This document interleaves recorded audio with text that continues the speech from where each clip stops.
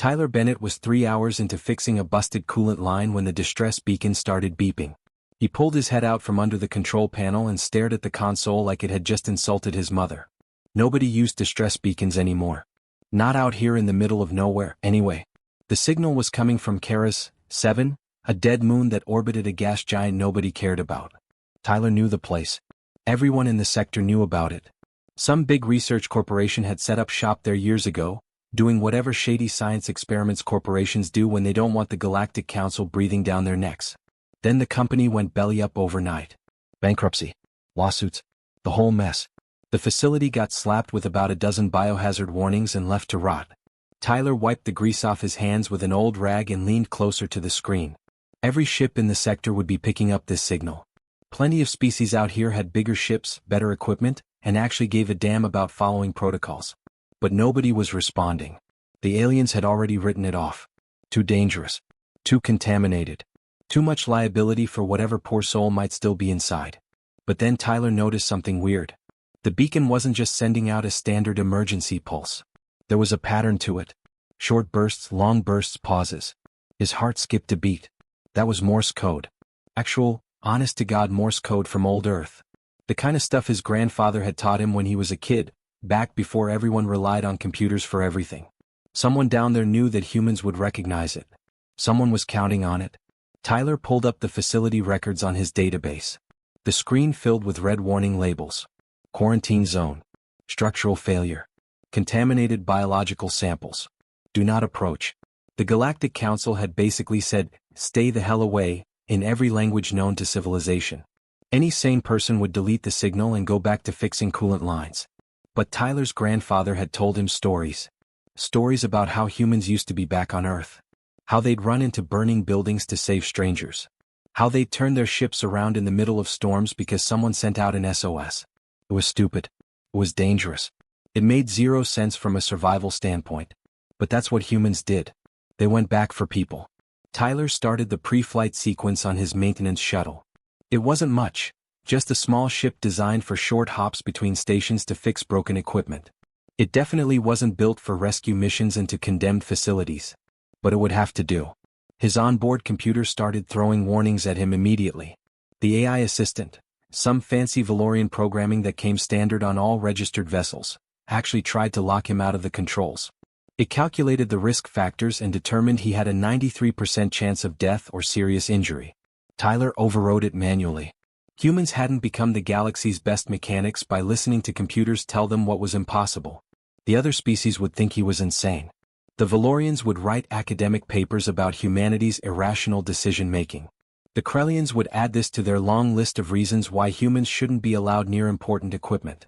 But that was fine. Let them talk. Humans had earned a reputation across the stars for being the ones who showed up when everyone else had already left. Tyler punched in the coordinates and fired up the engines. His shuttle lurched away from the repair station, heading toward Keras 7. The moon looked dead from space. Just gray rock and the dark silhouette of the research facility clinging to the surface like a metal spider. As he got closer, Tyler activated his bioscanner. It took a few seconds to penetrate the facility's shielding, but eventually it picked up something. One life sign. Big. Really big. The reading said it was reptilian, which meant probably a Draconeer or maybe a Saurian. Hard to tell with all the interference. But there was something else too. Two smaller signals, barely registering, nested right inside the larger one. Tyler's stomach dropped. Whoever was down there wasn't just trapped. They were in serious trouble. His cockpit suddenly filled with light as the facility's automated systems locked onto his ship. A cold, mechanical voice cut through the silence. It spoke in flat, emotionless standard galactic. Warning. Quarantine breach detected. Unauthorized vessel approaching restricted zone. This facility is under permanent lockdown by order of the Galactic Council. Trespassing vessel will be eliminated in 60 seconds. Countdown timers appeared on his screen. Weapon systems were powering up. The facility's defense grid was ancient, but it was still fully functional. And it was about to turn his little maintenance shuttle into scrap metal. Tyler's hands moved across the controls. 60 seconds wasn't much time, but he'd fixed ships under worse pressure. Besides, humans didn't come all this way just to get blown up by some trigger-happy security system. He was going in.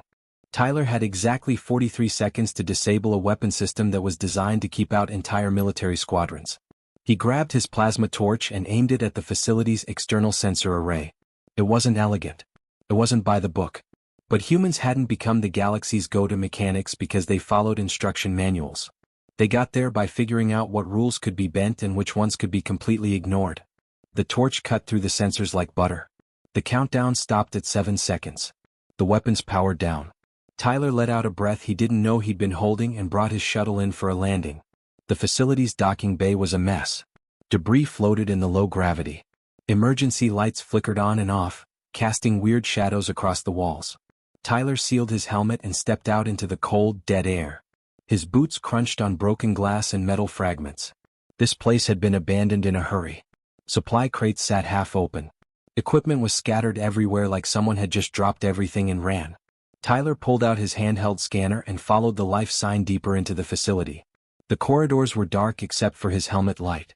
Every few meters he'd pass another sealed door with warning labels. Biological samples. Hazardous materials. Authorized personnel only. The kind of signs that made smart people turn around and leave. But the Morse code kept echoing in his head. Someone down here had learned an ancient Earth signal just to call for help. Someone was counting on a human to show up. The life sign led him down 3 levels, past abandoned labs and sealed quarantine chambers, until he reached the deepest part of the facility. The detention block. Tyler's stomach turned. This wasn't a research station. This was a prison. The heavy security door took him 10 minutes to crack. He had to splice into the power grid, reroute the emergency systems, and basically convince the door that he had clearance he definitely didn't have. His grandfather would have been proud. Or horrified. Probably both. The door hissed open and Tyler stepped inside. His helmet light swept across the cell and he froze. She was massive. Easily 3 meters tall even lying down. A Draconair. Tyler had only seen pictures of them in galactic databases. They were one of the rarest species in known space. Ancient. Powerful. Some people said they were the first species to achieve space flight, back before humans even discovered fire.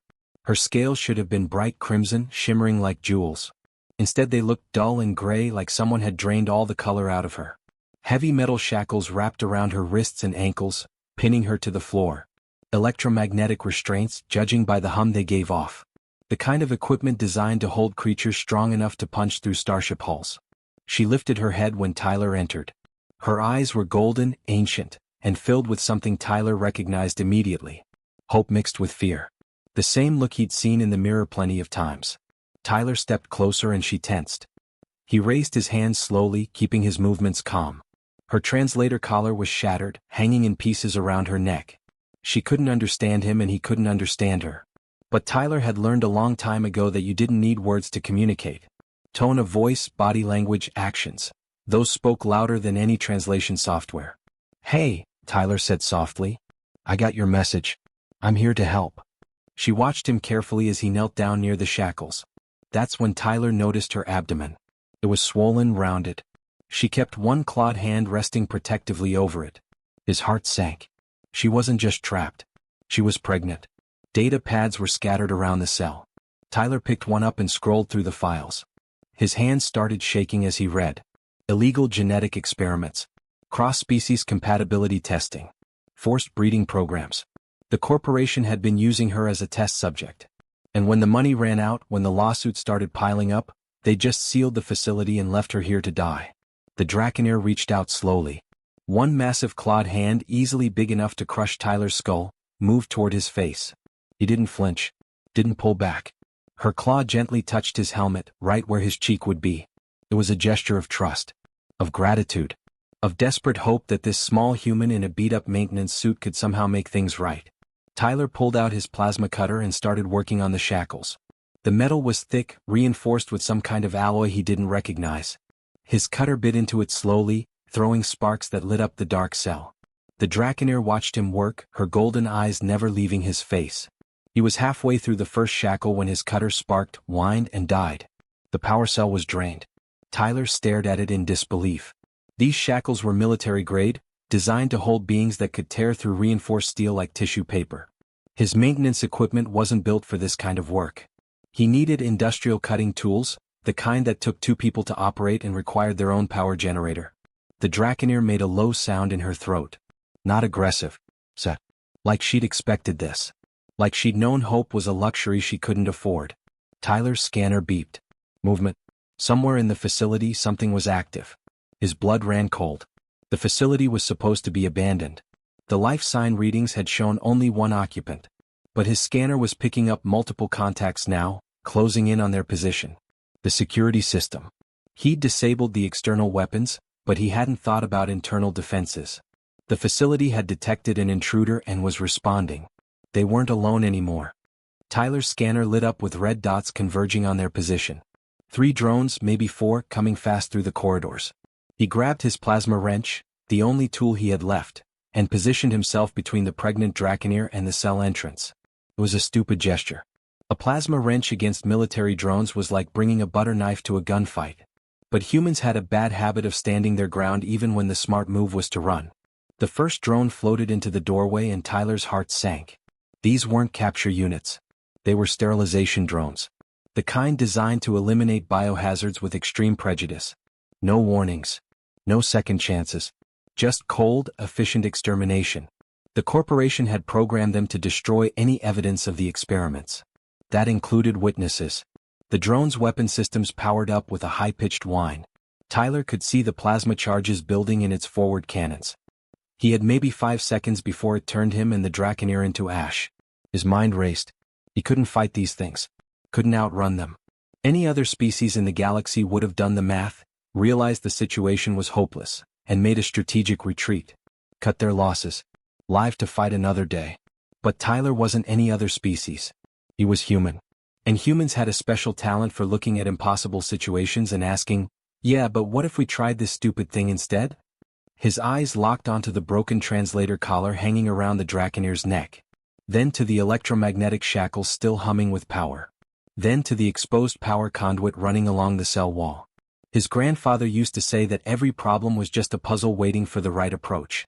Sometimes you had to stop thinking like an engineer and start thinking like a chaos agent. Tyler yanked the power cell from his dead plasma cutter and cracked it open with his wrench. Dangerous. Stupid. The kind of thing that could blow his hand off. He pulled the wire leads from the translator collar and started splicing them together with the power cell, his fingers moving fast. The drones were inside the cell now, fanning out, targeting systems locking on. The Draconeer made a sound, low and worried. She was trying to push herself in front of Tyler, even with the shackles holding her down. Trying to protect him. This massive creature who'd been tortured and abandoned was trying to shield the small human who'd come to save her. Not today, Tyler muttered, connecting the final wire to the power conduit. Nobody else dies in this place. He slammed his makeshift device against the electromagnetic shackles just as the drones opened fire. The feedback pulse was instantaneous. Every electron in the shackles reversed direction at once, creating an electromagnetic burst that rippled outward like a tidal wave. The air crackled with blue lightning. Tyler's hair stood on end inside his helmet. The blast fried everything electronic within 50 meters. The drones, the lights, the security systems, everything. The shackles sparked once and went dead. The Draconeer was free. She stood up for the first time in months, unfolding to her full 3-meter height. Her wings, cramped and atrophied from confinement, stretched experimentally. She looked down at Tyler, this small human barely reaching her chest, who just pulled off something that should have been impossible. She made a sound. Deep, resonant, rumbling from somewhere in her chest. Tyler didn't need a translator to understand it. It was gratitude. Recognition. A bond forming between two people who just survived something terrible together. The Draconeer reached down and gently placed one massive hand on Tyler's shoulder. The gesture was clear. Family. Protection. Yeah, Tyler said, his voice shaky. We're good. But we need to move. Now. Getting back to the shuttle was a nightmare. The facility was falling apart. The electromagnetic pulse had knocked out the life support systems. Alarms blared from somewhere deep in the structure. Corridor sections had collapsed, forcing them to climb over debris. The Draconeer stumbled several times, weak from months of malnutrition and the stress of carrying her young. Each time she faltered, Tyler was there, bracing her weight, guiding her forward. He shared his water supply, holding the container up so she could drink. She took it carefully, mindful of her claws, and drank like someone who hadn't seen clean water in forever. Tyler kept talking the entire time, a constant stream of encouragement in English. She didn't understand the words, but she understood what they meant. You're not alone anymore. We're getting out of here. Together. I've got you. They reached the docking bay and Tyler's stomach dropped. Red lights were flashing along every wall.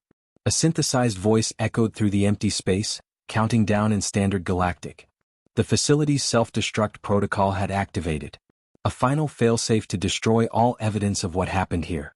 They had 15 minutes before the entire station turned into a fireball. Tyler looked at his shuttle and did some quick mental math. The numbers were bad. Really bad. His maintenance shuttle was designed for one person, maybe two in an emergency if they were small and didn't mind getting cozy. It definitely wasn't built to carry a 3-meter-tall pregnant Draconeer. The oxygen system wouldn't support them both. The weight would throw off the navigation completely. The engines weren't rated for that kind of mass. Every calculation said this wouldn't work. But Tyler had stopped listening to what the math said about 3 minutes after he'd picked up that distress signal. Sometimes you didn't need the numbers to work. You just needed to be stubborn enough to try anyway. Come on, he said, opening the shuttle door. Time to see if humans are as crazy as everyone says we are. Tyler had 12 minutes before the facility exploded. He threw open every storage compartment on his shuttle and started pulling things out. The passenger seats came out first, then the emergency supply lockers, then the backup storage containers. The Draconeer watched from the doorway, her golden eyes tracking his frantic movements. She didn't understand what he was doing, but she could see the determination in every motion. Okay, so here's the thing, Tyler said, wrestling with a seat mount that didn't want to cooperate. This shuttle was built for one person. You're definitely not one person. So we're going to have to improvise. He grunted as the mount finally gave way. Humans are really good at improvising. He ripped out the environmental control backup system, pulled the panels off the walls to reduce weight, even grabbed his spare pressure suit from the emergency locker and tossed it out onto the docking bay floor. Every kilogram mattered. Every bit of extra weight meant less chance of making it to safety. His grandfather had told him stories about the old Apollo missions, back when humans first went to the moon. They'd done it in what was basically a tin can with some computers and a whole lot of hope. If they could do that, Tyler could make this work. The countdown hit 8 minutes. Tyler sealed the door and helped guide the Draconeer into the cargo space. She had to curl up tight, her tail wrapping around her swollen middle, her wings pressed against her back. It looked incredibly uncomfortable, but she didn't complain. Just settled in and looked at Tyler with those ancient, trusting eyes. Tyler strapped himself into the pilot's seat and started the launch sequence. His hands flew across the controls, rerouting power, adjusting the oxygen mixture on the fly. The computer was screaming at him with warnings. Weight limits exceeded. Oxygen insufficient for calculated flight time. Navigation parameters out of acceptable range. He ignored all of it and fired the engines. The shuttle lurched off the docking bay floor just as the facility's self-destruct reached zero. The explosion hit them like a giant fist, sending the shuttle spinning. Alarms shrieked from every console. Red lights flashed across the dashboard. The computer kept repeating that they were going to die in increasingly urgent tones. Tyler gripped the controls and flew manually, compensating for the spin, fighting the momentum, steering them away from the expanding debris field. His hands never stopped moving. Every sensor said they were doomed. The weight distribution was wrong, throwing off every calculation. The oxygen levels were dropping faster than predicted. The trajectory was all over the place, wobbling like a drunk person trying to walk a straight line. But Tyler had spent 15 years fixing broken ships that everyone else said couldn't be fixed. He knew how to make impossible things work. Hours crawled by. Tyler's arms ached from constant course corrections. His eyes burned from staring at the NAV screen. Behind him, he could hear the Draconeer's breathing getting heavier, more labored. Something was wrong. He unstrapped and floated back to check on her. Her scales were darker now, her breathing rapid and shallow. Then he saw her abdomen contracting. His heart dropped into his stomach. She was going into labor. The stress of the escape, the confined space, the rough flight, it had triggered it early. Okay, Tyler said, trying to keep his voice calm even though his mind was screaming. Okay, we can handle this. This is fine. This is totally fine. It was not fine. Tyler had never delivered a baby in his life. He'd fixed engines, patched hull breaches, rewired navigation systems in the dark with nothing but a flashlight and pure stubbornness. But he'd never done this. Especially not with a species he'd only read about in database files. Especially not in zero gravity. Especially not in a shuttle that was barely holding together. He pulled up every medical file in his database, searching for anything about Draconeer biology. The files were incomplete, mostly scientific observations from a distance. The species was private, rarely sharing information about their reproduction. But Tyler found enough. They were egg layers. The process was delicate, requiring careful temperature regulation and proper positioning. Tyler grabbed his repair tools and jury-rigged a medical scanner from a diagnostic unit. It wasn't meant for biological readings, but he made it work. Humans were good at making things work. He held it over her abdomen and watched the readout, trying to understand what he was seeing. "Okay," he said, floating beside her, keeping his voice steady and calm. "I need you to trust me. We're going to get through this together. Just breathe. Nice and slow. I've got you." The first egg began to emerge. Tyler helped guide it carefully, his hands steady despite the fear coursing through him. The egg was beautiful, translucent, about the size of a football. He could see a dark shape moving inside. Life. New life in the middle of all this chaos. But his makeshift scanner was showing something wrong. A second egg, still inside, positioned incorrectly. Breach. Tangled somehow. The readout was flashing red warnings. Without proper medical intervention, without someone who actually knew Draconair physiology, this could kill all three of them. The mother and both babies. Tyler checked the NAV computer. 3 hours to the nearest station. 3 hours with a complicated birth happening right now. He looked at the engine readouts. The shuttle was already pushed to its limits. But there was a choice. A terrible choice. He could push the engines past critical. Past the safety margins. Past the point where they might just explode and kill everyone instantly. They'd get there faster, but they might not get there at all. Or he could play it safe. Keep the current speed. Hope they made it in time. Hope the complications didn't get worse. Hope he could figure out how to help without any training or proper equipment. Tyler's hands hovered over the engine controls. Behind him, the Draconair made a sound of pain. Time was running out. He had to choose. Tyler's hands slammed down on the engine controls. He pushed the thrust past every safety limit, past every warning threshold, past the point where the manufacturer said the engines would tear themselves apart. The shuttle screamed in protest. Metal groaned. The temperature gauges climbed into the red zone and kept climbing. Every alarm in the cockpit was blaring at once, creating a symphony of impending doom.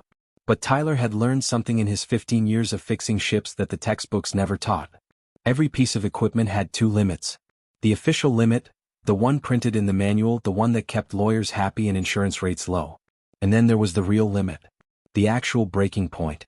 The place where physics finally said, no more, and meant it. Those two numbers were never the same.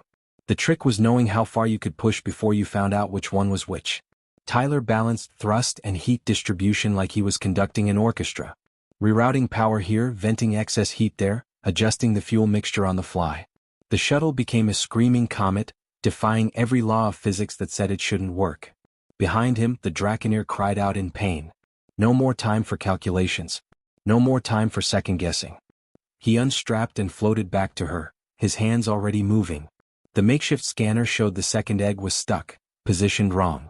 Tyler had fixed 1,000 broken things in his life, but he'd never worked on something this delicate, this precious. His hands, so used to wrestling with stubborn machinery and forcing metal to bend to his will, now moved with incredible gentleness. "Okay," he said, his voice calm and steady even though his heart was hammering. "We're going to fix this. Just like fixing anything else. We figure out what's wrong, we adjust, we make it work. Just breathe with me. In and out. Nice and slow." He improvised everything. Used thermal blankets from the emergency kit to keep the first egg warm. Adjusted the cabin pressure to help with the contractions.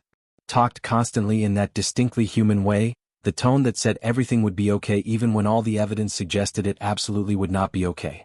His grandfather had sounded like that once, talking Tyler through a panic attack after his first major repair job went wrong. Calm. Confident. Present. Tyler's fingers worked carefully, helping to reposition the second egg. Took forever. Or maybe it took 5 minutes. Time felt broken in that moment. The Draconair's golden eyes stayed locked on his face, trusting him completely. This human she'd known for just a few hours.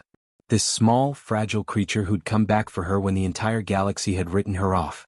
The second egg began to emerge. Tyler guided it with hands that didn't shake, even though every part of him wanted to panic. The egg was perfect. Beautiful. He could see the dark shape inside moving, alive, fighting to exist. Both eggs lay secure now, wrapped in thermal blankets, two perfect miracles floating in zero gravity. The Draconair looked at Tyler and tears ran down her scaled face. Actual tears. That wasn't a Draconeer trait. She'd learned it from studying humans. She'd learned Morse code from studying humans. She'd learned to hope that somewhere in a galaxy full of species that were stronger, faster, and smarter, there was one species crazy enough to answer a distress call that everyone else ignored. She reached up with both massive hands and cradled Tyler's face. No words. No translation needed. She understood now why she'd called for humans specifically. Why that old Earth signal was her last desperate prayer. Because humans ran into burning buildings when everyone else ran out. They turned their ships around in storms to pick up survivors. They showed up for strangers, for the lost, for the forgotten. It made no logical sense. It defied every survival instinct. But that's what made humans different. Tyler limped the shuttle into Proxima Station running on fumes and prayers. The engines were half melted. The hull integrity was at 30%. The oxygen was almost gone. But they made it. The docking bay erupted in activity before Tyler even opened the hatch.